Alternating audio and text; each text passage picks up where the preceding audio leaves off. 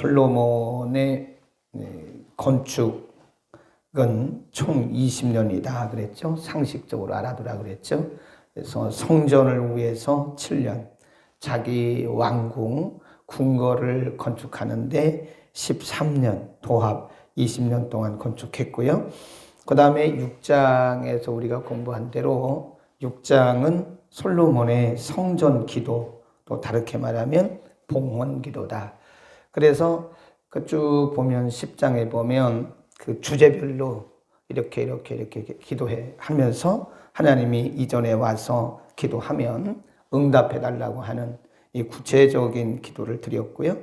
오늘 본문에 보면 그 기도를 마침에 7장 1절에 그 솔로몬이 기도를 마침에 이 기도는 6장에서 드렸던 봉헌 기도입니다. 봉헌 기도를 마침에 불이 하늘에서부터 내려와서 그 번제물과 제물들을 사르고 여호와의 영광이 그 전에 가득했다 그랬습니다. 3절에 이스라엘 모든 자손은 불이 내리는 것과 여호와의 영광이 전에 있는 것을 보고 그랬어요. 하나님께서 세밀하게 드렸던 솔로몬 왕의 기도를 다 받으셨다라고 하는 증거를 보여주세요. 하나님이 물론 100번이면 100번 다 그런 건 아니지만 하나님이 우리가 기도했을 때 기도를 하나님이 응답하신다고 하는 증거를 보여주십니다. 그러니까 우리가 기도한 내용에 대해 기도한 내용을 가지고 증거를 보이시는 경우도 있고 아니면 그 기도한 내용이 그대로 응답되지는 않지만 하나님이 내가 너의 기도를 듣고 있다 아니면 들었다 앞으로 응답하실 거다 라고 하는 그런 증거들을 우리에게 보여주세요. 그러니까 기도하고 나서 본인들이 알죠. 본인들이 압니다. 하나님께서 증거를 보여주신다 하는 것이고요. 그 다음에 4절 이하에 가보면 하나님 앞에 이제 준공식을 해요. 거기 보면 낙성식이라 그랬는데 5절에 보면 시작 솔로몬 왕의 드린 제물이 소가 22,000이요 양이 12만이라 이와 같이 왕과 모든 백성이 하나님의 전에 뭘 행했다고 그래요? 낙성식.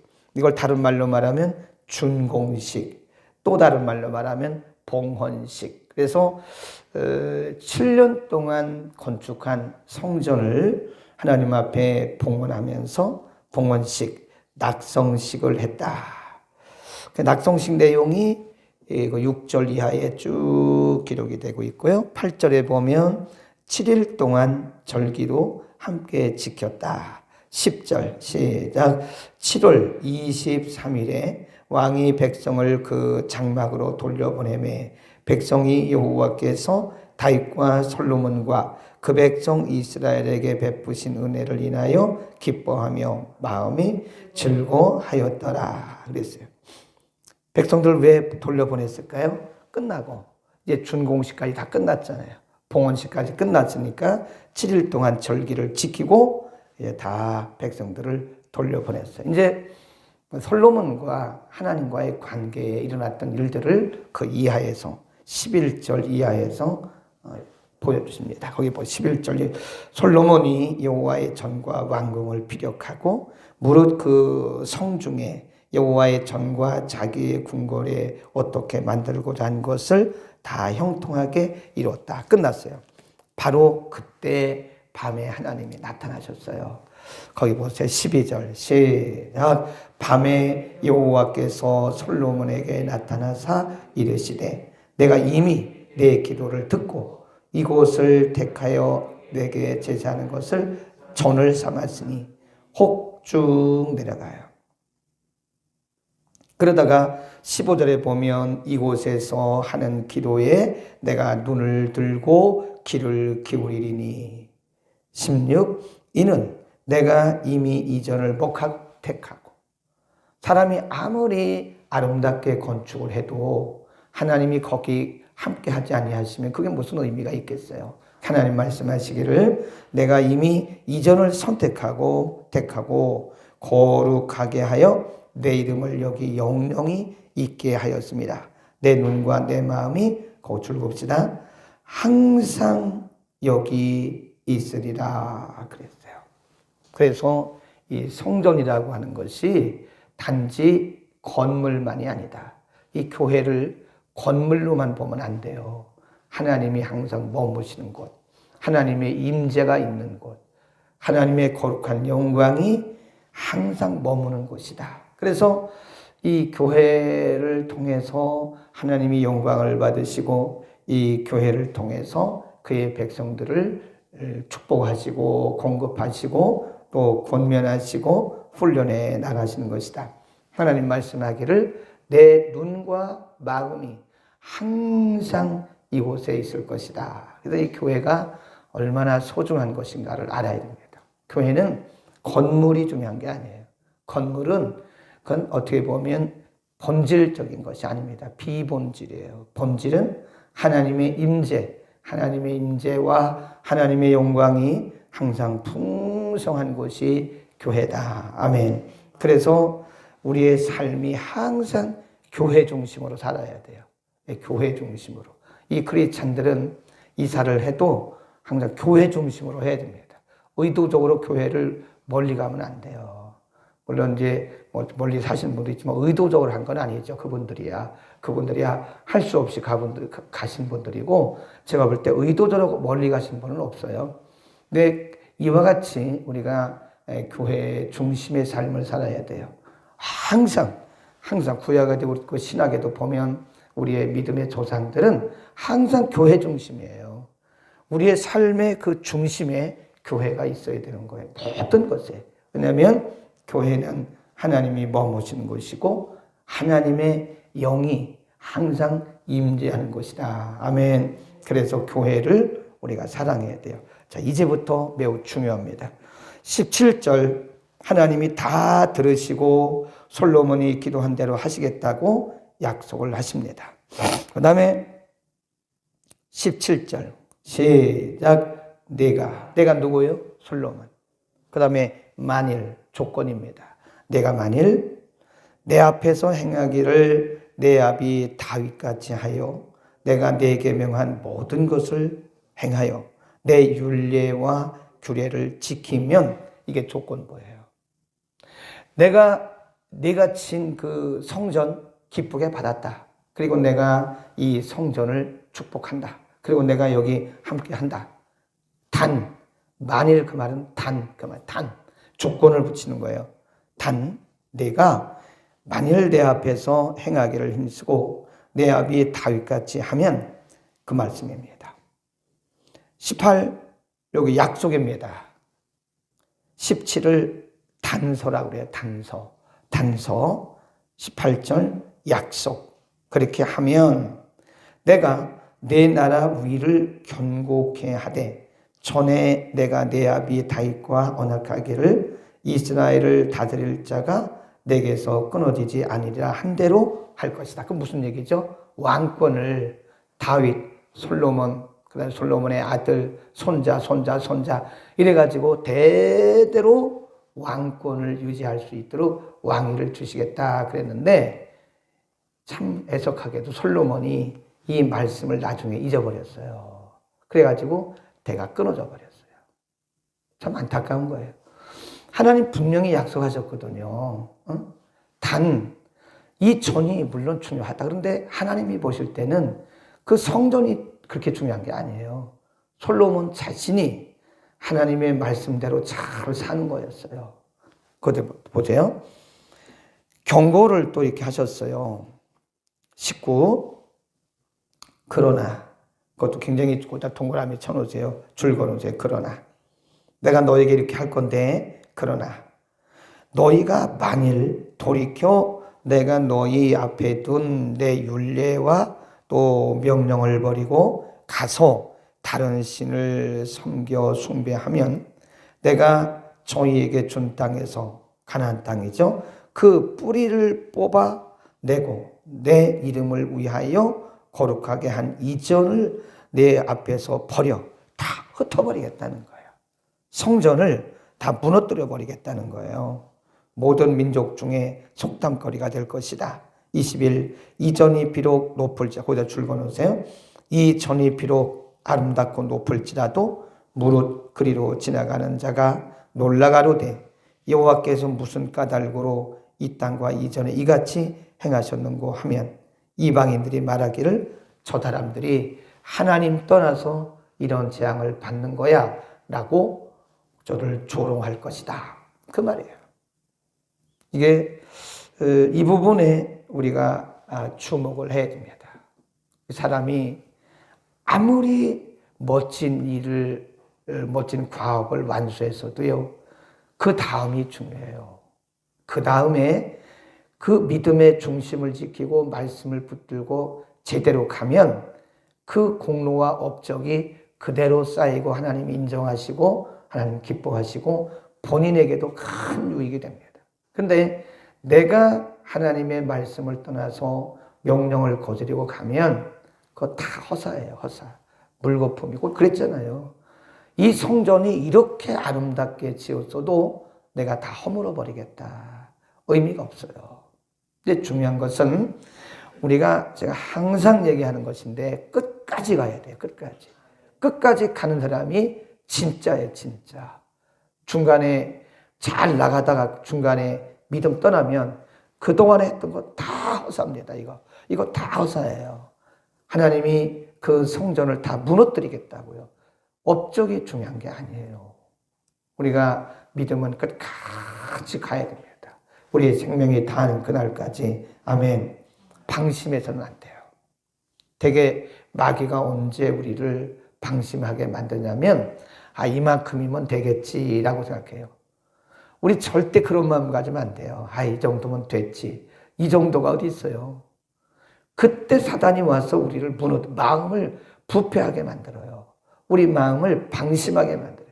방심은 절대로 금물이에요. 거기다 써놓으세요. 방심은 절대 금물이다. 방심하면 부끄러움을 당합니다. 수치를 당합니다. 조롱을 당합니다.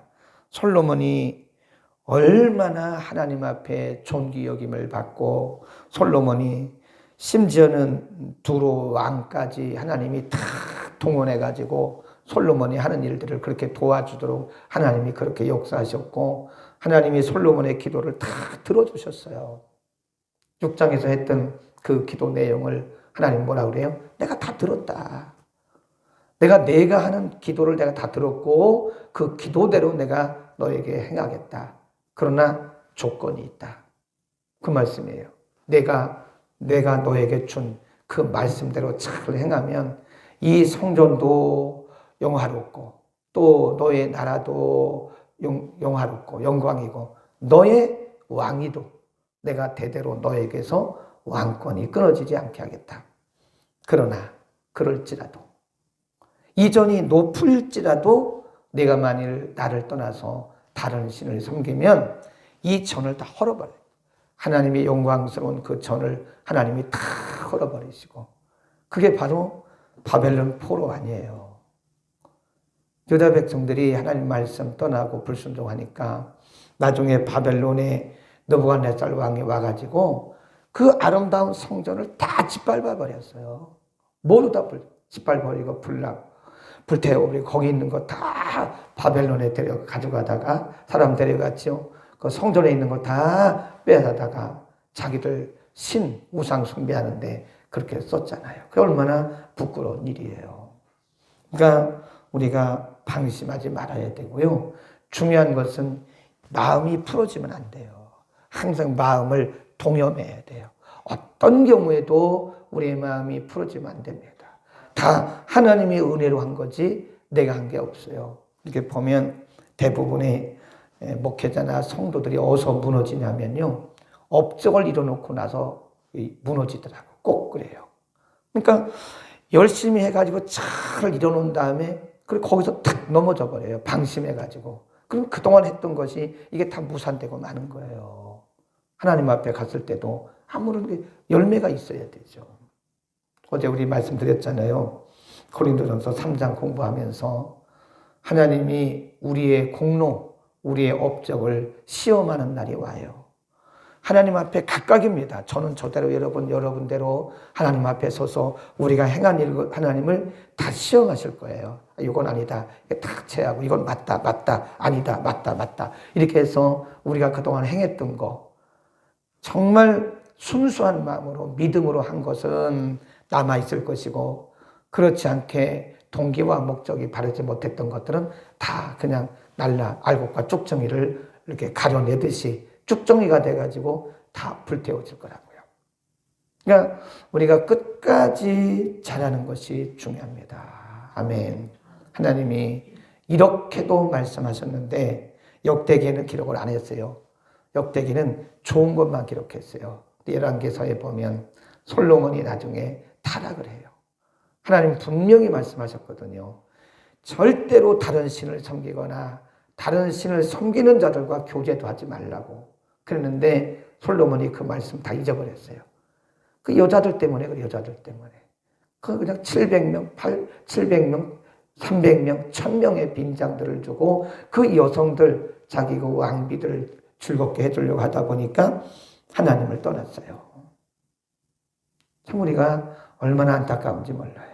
그리고 나중에 르호보암이라고 하는 솔로몬의 아들이 솔로몬 죽고 나서 이제 남왕국 유다, 그것도 갈라진 유다의 반토막만 맡았는데 그 르호보암이 왕권을 이루지 못했어요. 그래서 솔로몬 왕의 왕위는 중간에 끊어지고 말았어요.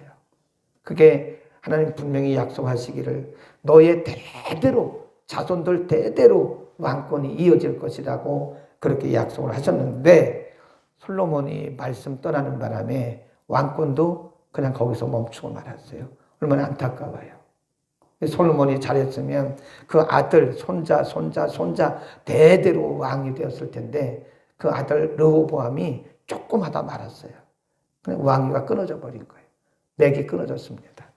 축복의 맥이 이어지기를 축복합니다. 그다 줄거놓으세요. 축복의 맥이 이어져야 되는 거예요. 이게 축복의 맥이 끊어지면 얼마나 안타까운지 몰라요. 그러니까 이 축복의 맥이 이어지려면 이 부모들이 잘해야 돼요. 부모들이 잘해서 믿음의 맥을 이어줘야 됩니다. 참 부모의 책임이 큽니다. 애들한테 좋은 옷 입혀주고 그거 중요한 거 아니에요. 뭐 좋은 뭘 주고 이거 중요한 거 아닙니다. 그거는 다 비본질적인 것들이에요. 중요한 것은 자녀들을 정말 믿음의 명맥을 이어줘야 돼요. 그러면 대대로 축복의 맥이 흘러가는 거예요. 근데 그 믿음의 맥이 끊어지면 축복의 맥도 끊어진다. 그렇게 보시면 되는 거예요. 우리는 이 부분을 정말 주의해서 봐야 됩니다. 하나님이 이전이 높을지라도 내가 내 이름을 위하여 이전을 흩어버리겠다. 우리의 수고와 우리의 믿음 생활이 원망하고 불평하고는 이게 신앙적 관점이 아니에요.